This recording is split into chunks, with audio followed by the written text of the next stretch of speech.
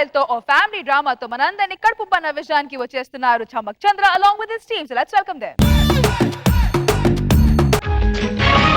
సందమామ కన్ను గొట్టె సందె వేళ సిగ్గుమల్లె పూలు పెట్టే చీకటేళ మంచ కాడుంది రావే పంచదార మా పటేళ. అదేంటి హాఫ్ సాంగ్ వేసావు? ఫుల్ సాంగ్ వేస్తే కరెంట్ బిల్ వచ్చి మీ అయ్యా కడతాడా? కరెంట్ బిల్లు కూడా కట్టలేనోడివి నన్నెందుకు కట్టుకున్నావు? తాళి కట్టిన తర్వాత ఇన్ని కట్టాల్సి వస్తుంది నాకేం తెలుసు. అమ్మో, current bill, water bill, cable bill, ration bill, gas bill, ఇన్ని బిల్లులు కట్టాల్సిన తెలిసి ఉంటే అసలు తాళే కట్టేవాడిని కాదు నేను. మీ మొగాలు ఎలాంటి వాళ్ళంటే సిగరెట్ తాగితే పొగ రావాలి గానీ క్యాన్సర్ రాకూడదు అంటారు, మందు తాగితే మత్తెక్కాలి గానీ లివర్ పాడవకూడదు అంటారు. మామూలు కాదు మీరు. అయినా చేపన్నాక ముళ్ళు, సంసారం అన్నాక బిల్లు ఉంటాయి. అర్థమైంది లేవే. ఏమర్థమైంది? నా పాడే కట్టేంత వరకు నేను బిల్లు కడుతూనే ఉండాలని అర్థమైందిగా. అది మరి పెళ్లి చేసుకునేటప్పుడు శోభనం ఒకటే ఫోకస్ లో ఉంటది, మిగతావన్నీ అవుట్ ఫోకస్ లో ఉంటాయి.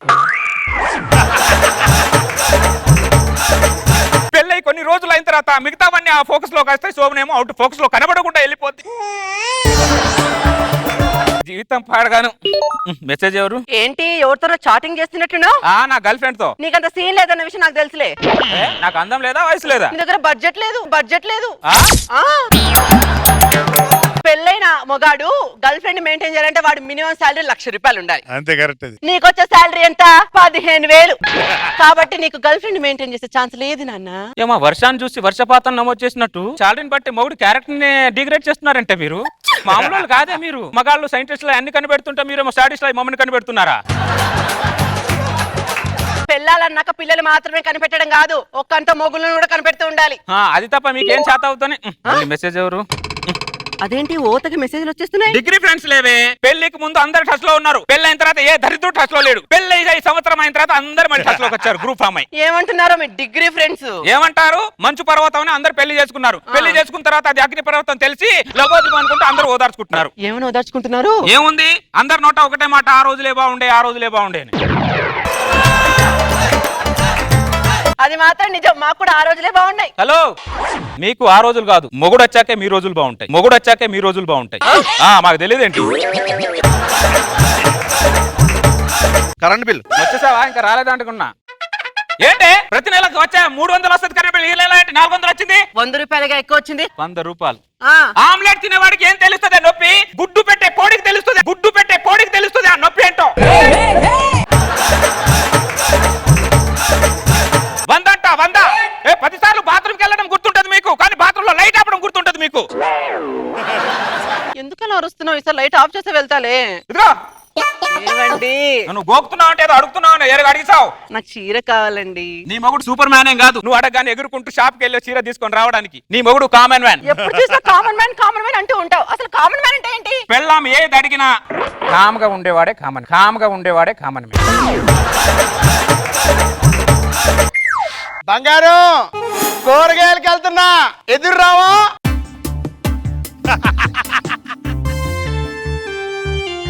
ఆ జంటను చూసావా ఎంత అన్యూన్యంగా ఉందో? చిల్లక గోరింకల్లాగుంది ఆ జంట. వాడికి పెళ్ళై సంవత్సరమే అయింది. కరివేపాకి వేపాకి తేడా తెలియడానికి కొద్దిగా టైం పడుతుంది. వాడి పెళ్ళం ప్రేమగా బర్రెకి గడ్డేసినట్టు వాడికి గడ్డేస్తుంది, తర్వాత పాలు పిండడం స్టార్ట్ చేస్తుంది. ఆ పాలు ఎంత వరకు పిండుద్దంటే వాడు పాడ ఎక్కేంత వరకు పిండుతానే ఉంటది. అప్పుడు వాడికి అర్థమవుతుంది. ఏమని అర్థమవుతుంది? నేను భర్తను కాదు బర్రెని అని. అంతలో పాలాడే మొత్తం పాలు పిండేస్తుంది. నేను వాళ్ళ అన్యూన్యత గురించి చెప్పురా అంటే ఏదో బర్రె ఫిలాసఫీలు చెప్తున్నావేంటి నువ్వు? నేను బర్రెని చేసుకుని గొర్రె అయినప్పుడు బర్రె ఫిలాసఫీ చెప్పక పురాణాలు చెప్తానే. యాదవ జీవితం, ఇది ఏదో జీవితమే. నీది ఏదో జన్మ. అది కూడా కరెక్ట్. నేను చేసుకుని నేను ఏదో జీవితంలో పడిపోయాను. ఏ వెంకటేశం, బాగున్నావా? బానే ఉన్నాను. నువ్వేంటి ఇలా వచ్చావు? చిన్న పని మీద వచ్చిన సౌజన్య లేదా? లేదు, పక్కింటి లేచిపోయింది. వెంకటేశం లేకపోతే ఇంట్లోనే ఉంది, అది ఎక్కడ పోద్ది? ఇంట్లో వస్తుంది. సౌజన్య ఓ సౌజన్య ఏంటక్క ఇలా వచ్చాం? ఒక గిలాసు చక్కెర బదులు ఈ సెల్లే. అలాగే. ఉండవేను, ఇంతకు ముందు ఉప్పు పప్పు చక్కెర అన్ని అరువు తీసుకెళ్ళావు, మళ్ళీ తిరిగి ఇచ్చావా? అన్ని కలిపి ఒకటేసారి ఇస్తలే వెంకటేశం. అవునా? మీ ఆయన ఇంట్లో ఉన్నాడా? లేడు, పని మీద షాద్ నగర్ పోయిండు. మీ ఆయన వచ్చేంత వరకు నన్ను కూడా మీ ఇంటికి అరువు తీసుకెళ్ళొచ్చుగా. ఏం మాట్లాడుతున్నా? మైండ్ ఏమైనా దబ్బిందా? నువ్వు మాట్లాడేది ఏమైనా పద్ధతిగా ఉందా? పద్ధతి గురించి నువ్వు మాట్లాడు.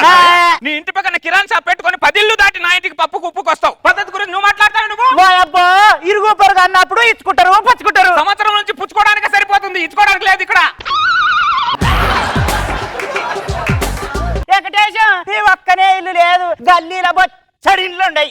పక్కింటికి వెళ్తానంటున్నావు కానీ కిరాణ్ షాప్కి వెళ్తాను మాత్రం చెప్పట్లేదు. నేను ఉట్టేపటి నుంచి కిరాణా షాప్ కు పోలే వెంకటేశం. నువ్వు చెప్పినంత మాత్రం నేను పోతున్నా ఏంది? అమ్మో ఈ పక్కనే ఎవరో కొత్తగా దిగినట్టు. ఓ చెల్లె, నేను ఈ పక్కనే ఉంటా, గిలాసు చక్కెర బదిలీ అమ్మా. ఏదైనా అడగాలంటే ఎంతో కొంత పరిచయం ఉండాలి. ప్రధానమంత్రి నీకు పరిచయమా? అయినా ఆయన కోట్లు వేస్తలేవా నువ్వు? చూడు ఎంత క్యాల్కులేషన్ తో కాపురం చేస్తుందో. అదేమో దాని మొగుడు జీతాన్ని ఆదా చేస్తుంది, నువ్వేమో నా జీతాన్ని వృధా చేస్తున్నావు. నేర్చుకోవే కొద్దిగైనా. నేర్చుకుంటానులేండి. బంగారం ఏంటండి? కటింగ్ కి వెళ్తున్నా, ఎదురు రావా? పైత్యం పాడగాను దేన్ని పడితే దానికే ఎదురు రమ్మంటున్నాడు వీడు. చూసావా నువ్వు? కూరగాయలకి వెళ్ళినా కటింగ్కి వెళ్ళినా ఏవే ఎదురు రావే బంగారం అని భార్యను ఎంత ప్రేమగా పిలుస్తున్నాడు. ఆయన ఆదర్శ భర్త అంటే. కూరగాయల పుచ్చులు ఉన్నట్టు మా మగాళ్ళ కొంతమంది ఇలాంటి పుచ్చులు ఉంటారులే. అందరు పుచ్చులు, నువ్వు మాత్రం పురుషోత్తముడు. మరి ఇక్కడ ఆ విషయం అందరికి తెలుసు, నేను చెప్పాల్సిన అవసరం లేదు. అమ్మా ఏనానా ట్యూషన్ అయిపోయిందా? వచ్చేసావా ఇంటికి? అయిపోయిందమ్మా. నాన్న నాకు 10 రూపీస్ కావాలి, నేను చాక్లెట్ కొనుక్కుంటా. హోంవర్క్ చేసుకోపా. అమ్మా నాకు తెలియదు, నాకు 10 రూపీస్ కావాలి, అరే, నేను లేదని చాక్లెట్ చెప్పారా? కొనుక్కుంటా. నువ్వు నాన్న ఇదిగో నాన్న, నువ్వు వెళ్ళి చాక్లెట్ కొనుక్కో. I love you mummy, I hate you daddy. నా జేబులోంచి 10 రూపాయలు తీసి వాడికి ఇచ్చి వాడు దృష్టిలో ఏమో నువ్వు దేవత అయ్యావు, నేనేమో యోధవనయ్యా. నా కొడుకు అమ్మ ఇచ్చిన 10 రూపాయలని గుర్తిస్తున్నాడు కానీ ఆ 10 రూపాయలు నానదే అని మాత్రం వాడు గుర్తించట్లేదు. అసలు అమ్మ అంటే ఏమనుకుంటున్నావు? అమ్మ అంటే చెట్టు కొమ్మ తెలుసా? ఆ నాన్నంటే ఆ చెట్టుకి వేర్లు అంటాడే. ఈ వేరే లేకపోతే ఈ చెట్టు ఎక్కడ, కాయ ఎక్కడ? అక్కడనే అది తెలుసుకోండి. ఈ నాటక రంగంలో తండ్రి పాత్ర చచ్చిపోతున్న భయంగా ఉంది, మమ్మల్ని కాపాడండి. ఇప్పుడు నాన్న పాత్రకి ఏ అన్యాయం జరిగిందట? ఏం న్యాయం జరిగిందే? చిన్నప్పుడు వాడిని ముద్దు పెట్టుకుంటానంటే వద్దు మీసం గడ్డం గుచ్చుకుంటది అన్నావు. కొద్దిగా పెద్ద వాడిని ముద్దు పెట్టుకుంటానంటే వద్దు మందు వాసన వస్తుంది, సిగరెట్ వాస్తుంది అన్నాను. ఇప్పుడు పెట్టుకో ముద్దు. అప్పుడేమో నువ్వు వద్దన్నావు, ఇప్పుడేమో వాడొద్దు అంటున్నాడు. అమ్మా నేను పెట్టను. పెట్టడాడు నువ్వు వాడు నిన్ను ఎత్తుకున్న ప్రేమనే గుర్తిస్తున్నాడు కానీ వాడు ఎంతో ఎత్తుకు ఎదగాలి అని లక్షలు ఖర్చు పెట్టే నాన్న ప్రేమను మాత్రం వాడు గుర్తించట్లా. రోజు భూమి మీద జీవజాతి నశించిపోయినట్టు నాన్న జాతి కూడా త్వరలో నశించిపోతుందని భయంగా ఉంది నాకు. ఇది మాత్రం గ్యారెంటీ. మదర్స్ డే వస్తే అమ్మ మీద టీవీలో 100 సాంగులు వేస్తారు. ఫాదర్స్ డే వస్తే 4 సాంగులు తప్ప ఏది వేయరు. ఇది చాలా బానే. బాబు వెంకటేశం, మీ ఆఫీస్ మేనేజర్ ఫోన్ నెంబర్ ఉంటే ఇస్తావా? ఎందుకు? మా ఆయనకు సండే హాలిడే ఇవ్వకండి. సండే హాలిడే ఇస్తే ఇంట్లో కూర్చొని మా మెదడు తింటారు, సండే కూడా ఆఫీస్ పెట్టండి అని చెప్పడానికి. నువ్వు పాదరానికి అన్నం పెడతాను. ఏం కాపురం చూసినా ఏముంది గర్వకారం? పెళ్ళాం చేతిలో ప్రతి మొగుడికి పరాభవమే, ఏమీ లేదు. బంగారం ఏదో ట్రీట్మెంట్ ఇవ్వాలి. ఏంటండి? నీ చీరలు ఇస్త్రీ చేయించడానికి వెళ్తున్నాను, ఎదురు రావా? అరే రే ఇక్కడ రా. ఎక్కడికి వెళ్తున్నావు? నా భార్య చీరలు ఇస్త్రీ చేయించడానికి వెళ్తున్నాను సార్. నేను ఏదో పక్క దేశానికి యుద్ధానికి వెళ్తున్నాను సార్ అన్నట్టు చెప్తా అంటారా దరిద్రుడా? నువ్వు చేసేదే వెదవ పని. దానికి ఎదుర్రా, కూరగాయలకు ఎదుర్రా, కట్టింగ్కి ఎదుర్రా, సంబు పట్టుకొని ఎదుర్రా, వెళ్ళేటప్పుడు కూడా ఎదుర్రామంటావరా నువ్వు? నా భార్య నాకు ఎదురు వస్తే మీకేంటండి బాధ?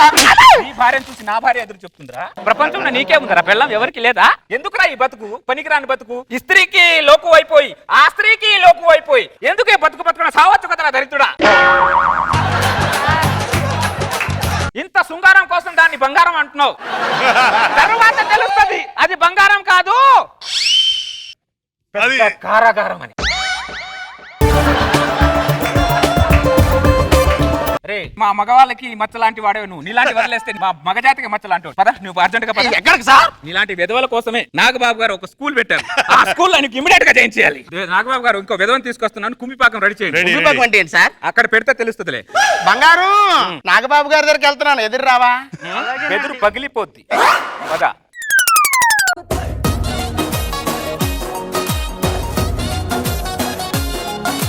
మగాళ్ళ డామినేషన్ చాలా ఎక్కువ అయిపోయింది ఈ రోజు. ఉంది మరి వాళ్ళు అంతే. సునీల్ కూడా అదే ఫీలింగ్. చంద్రతో కూడా నువ్వు ఏకీపిస్తావు కదా సునీల్, చూసావా? ఇప్పుడు మా ఇద్దరు ఎవరు చెప్పిన ఒకటే జడ్జిమెంట్ చెప్తాం. బాధ పడితే తెలుస్తుంది అందుకు. వన్ సైడ్ షో అయిపోయింది సార్ ఇది. అంతే, అది అట్లాగే ఉంటది. ఏ బ్యాలెన్స్ లేదు సార్ ఇక్కడ. నువ్వు ఉన్నావు కదా, గయ్యాళ్ళ తగులుకుంటావు కదా. పట్టన్న పుంజుని ముద్దెట్టుకుని అది ఫ్యాక్ట్ అయినప్పుడు ఇంక 1 సైడ్ అయితే ఏంటి 2 సైడ్ అయితే ఏంటి? మేల్ డామినేషన్ చాలా ఎక్కువ అయిపోయింది ఈ రోజు. నాన్న జోబులో డబ్బులు అమ్మ ఇచ్చి పేరు అమ్మ కొట్టేసి నాన్న ఏదో చేస్తుంది. ఇది ఫ్యాక్ట్. ఇది సో సునీల్ గారు చెప్పండి, ఎలాగో ఒకే జడ్జ్మెంట్ కాబట్టి మీ దగ్గర నుంచి స్టార్ట్ చేద్దాం. చాలా బాగుందండి, డైలాగ్స్ అయ్యి చాలా బాగున్నారు, చాలా బాగా చేశారు అందరూ. And very nice concept. ఈ కాన్సెప్ట్ ఎప్పుడు కరెంట్ కాన్సెప్ట్ అవుతుంది ఎప్పుడు. నేను ఎప్పటి నుంచో ఈ కాన్సెప్ట్ చంద్రగా చేస్తూనే అవునమ్మా, ఇది వస్తున్నాను. ఇది ఇలాంటి కాన్సెప్ట్లు మనిషి పుట్టినప్పటి నుంచి ఉన్నాయి. మానవుడు ఆది మానవుడుగా గుహలో ఉన్నప్పటి నుంచి కూడా ఇదే జరిగింది. అసలు మగవాళ్ళు విడిగా ఉండేవాళ్ళు తెలుసా? ఇదివరకు మగవాళ్ళు విడిగా, ఆడవాళ్ళు విడిగా ఉండేవాళ్ళు. మగవాళ్ళు జాలిపడి మనం కలిసి కాపురం చేద్దామని అలా తీసుకోబట్టి ఆ ఆలోచన మగవాడి పతనానికి దారితీసింది.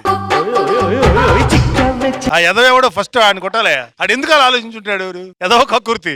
చెల్లో చెమ్మ చెక్కోడు నచ్చావా చంద్ర? బాగుంది.